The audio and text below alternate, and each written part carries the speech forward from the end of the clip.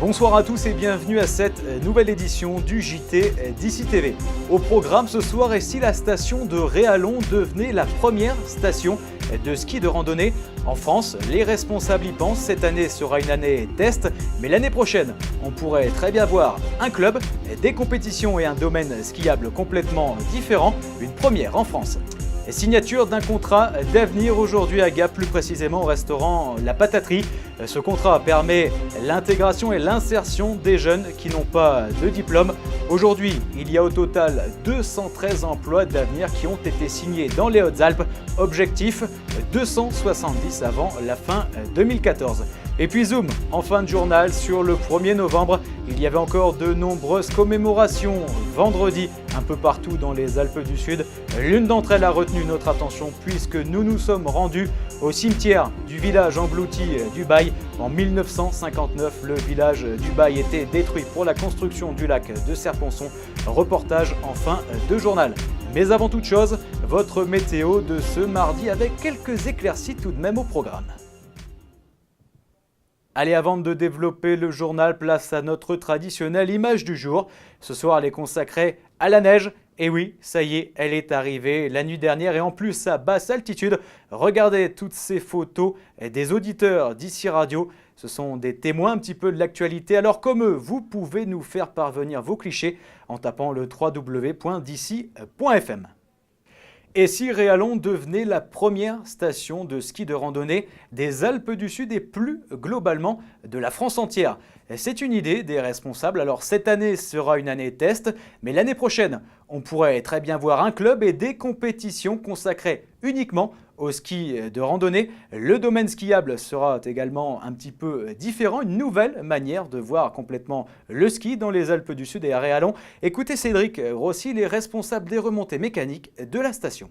On compte concevoir le domaine skiable d'une façon différente, c'est-à-dire amener un produit ski de randonnée tel qu'on a pu à une époque amener un produit ski alpin, c'est-à-dire avec des itinéraires, un plan des pistes, donc des itinéraires permettant l'évolution depuis un itinéraire plat et damé jusqu'à un itinéraire de montagne qu'on peut appeler, des cours de ski de randonnée, de la formation nivologie, etc., météorologie, avalanche, donc de la location à tarif modéré, un club de ski de randonnée, une course de ski de randonnée, etc.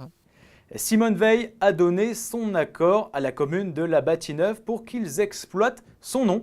Et oui, Joël Bonafou, le maire de la commune, était l'invité de Jean-Marc Passon ce midi sur l'antenne de Dici Radio. Il en a profité pour évoquer cette obligation de donner des noms aux rues. Alors il y aura beaucoup de lieux et 3 noms de personnages historiques. Le général de Gaulle, bien sûr, François Mitterrand et aussi Simone Veil, l'ancienne ministre de la Santé sous le gouvernement de Valéry et Giscard d'Estaing, a donné son accord expressément à Joël Bonafou. Écoutez-le. Oui, c'est vrai que c'était une obligation pour nous puisqu'on dépassait les 2000 habitants, donc à la fois de mettre des numéros pour chaque habitation, mais aussi des noms à chaque rue, ce qui a été fait sur l'ensemble de la bâtie. Donc c'est en train de se terminer pour la fin de l'année. Toutes les plaques seront posées ainsi que les noms de rues. Alors parmi les noms qui ont été retenus, il y a donc le général de Gaulle de mémoire, Simone Veil je crois. Seulement 3 noms ont été retenus au niveau des rues principales.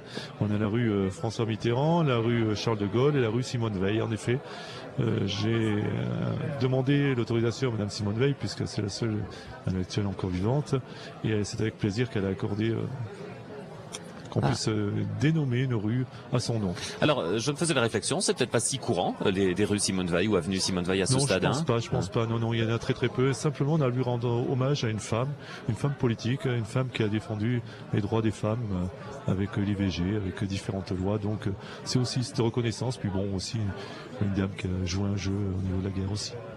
Le restaurant La Pataterie à Gap a signé ce matin un emploi d'avenir. Ces emplois permettent notamment l'insertion par le travail des jeunes sans diplôme. Alors ces contrats prennent la forme de CDI ou de CDD d'une durée de 1 à 3 ans. Pour les employeurs, c'est avantageux puisque l'État s'engage à financer à hauteur de 35% du SMIC brut ces contrats. Dans les Hautes-Alpes, l'objectif est de créer 270 emplois d'avenir d'ici fin 2014. Pour l'heure, il y en a déjà 213. Une réussite pour Pascal Lissy, le président de la mission jeune des Hautes-Alpes. C'est un dispositif qui marche bien, qui a pris et nous atteindrons d'ici la fin de l'année véritablement tous les objectifs donnés. Pour un jeune, vous voyez bien que ça y est, c'est un premier pas, une entrée, une insertion dans la vie professionnelle avec à la clé des obligations de qualification, j'y tiens tout particulièrement. Et dans le cas d'aujourd'hui, vous l'avez vu, un contrat de 35 heures, un contrat à durée indéterminée. Donc il y a véritablement une très belle perspective professionnelle qui s'ouvre aujourd'hui pour cette jeune fille. Ils étaient nombreux. Samedi au Quattro pour la 7e édition de la nuit folk. Des personnes venues des 4 coins de la France et même d'Italie. Au total, il y avait 22 groupes musicaux qui ont un petit peu endiablé la soirée. Et Jérémy était présent avec sa femme et sa petite fille. Pour lui, l'événement était une réussite. Moi, je suis musicien avant tout. Et donc, je suis venu à la danse par la musique. Et du coup, j'aime bien voir ce qui se fait actuellement dans la musique traditionnelle. Parce que je fais aussi du bal folk, je fais de la musique de bal folk. Donc voilà, du coup, je venais voir un peu ce qui se faisait actuellement. C'est quand même une des plus grosses nuits du folk de la région. Donc je trouve c'est chouette de voir ce qui se fait voilà, dans le coin. Et puis en plus, là, c'est des musiciens qui viennent d'un peu partout en France. Donc voilà, c'est chouette. Allez, on passe tout de suite au Journal des Sports avec Adrien Citeau. Les résultats sportifs du week-end de rugby championnat honneur, les Gapençais se sont inclinés contre Arles hier après-midi à domicile 13-16. Devant leur public, les Gapençais ont perdu dans les dernières minutes de la rencontre. Au classement, Gap est avant-dernier avec 4 matchs perdus mais avec 3 points bonus. Écoutez Charles-Baptiste Agostini, l'entraîneur de Gap. On rate notre première mi-temps, on subit, même si on défend beaucoup mieux, on subit quand même. Et encourageant, non, il n'y a que la victoire qui est encourageante. Là, même si on prend le bonus défensif, une fois de plus, on perd sur notre terrain, ça fait 3 défaites à la maison. C'est pas comme ça qu'on doit assumer une saison, c'est pas normal. Donc même s'il y a on ne peut pas tout remettre sur les décisions qui sont parfois contestables. On a manqué de peps en première mi-temps, trop de fébrilité, petits bras, trop peur de mal faire. Il faut vraiment que il faut vraiment arriver à enrayer cette spirale de défaite parce que là, sinon les joueurs, avec ce qu'ils donnent à l'entraînement et ces efforts non récompensés, ça devient pénible. Karaté, le championnat et coupe de Kumité des Hautes-Alpes s'est bien déroulé ce dimanche au gymnase de Veynes. C'est une des formes de karaté en compétition. Tous les participants sont qualifiés pour l'échelon suivant. Enfin, un peu de football pour terminer et le match Veynes-Ville-Endurance en PHA. Gros carton pour les Vénois qui se sont imposés 6-2 hier après-midi. Au classement, Veynes est 5e avec 15 points, 3 victoires, 1 nul et 1 défaite. Le JT Sport est maintenant terminé. Rendez-vous la semaine prochaine pour une nouvelle édition. Allez, je vous le disais en titre, zoom maintenant sur le 1er novembre. Il y avait de nombreuses commémorations. Vendredi, un peu partout dans les Alpes du Sud, celle qui a retenu notre attention, c'est celle qui était organisée au petit cimetière du village d'Ubaye, ce village englouti en 1959 pour la construction du lac de Serponçon. Il y avait encore de nombreuses personnes qui ont vécu dans ce village, beaucoup d'émotions au programme. Reportage. Le 1er novembre est souvent synonyme de recueillement. Au petit cimetière du village englouti d'Ubaye, on se recueille et surtout, on se retrouve. Certains évoquent l'avenir, mais beaucoup se replongent dans le passé en décorant une tombe. En 1959, Ubaye était noyé sous les eaux pour la construction du lac de Serponçon. Aujourd'hui, les familles vivent au Lozé, à Savines ou plus loin encore, mais chacun le répète, on a un peu de cœur dans l'eau. Pour René Derbez, président de l'association Ubaye d'hier et d'aujourd'hui, ce rassemblement est essentiel.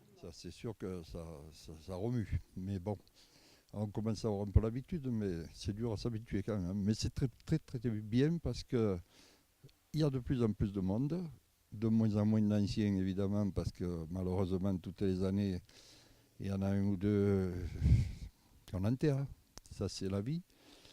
Mais les gens du Lozé, les gens des alentours, des amis viennent et ça permet de continuer d'avoir une belle cérémonie. Les autorités font, comme chaque année, le déplacement. Mais les familles, elles, n'attendent pas le 1er novembre pour venir se recueillir.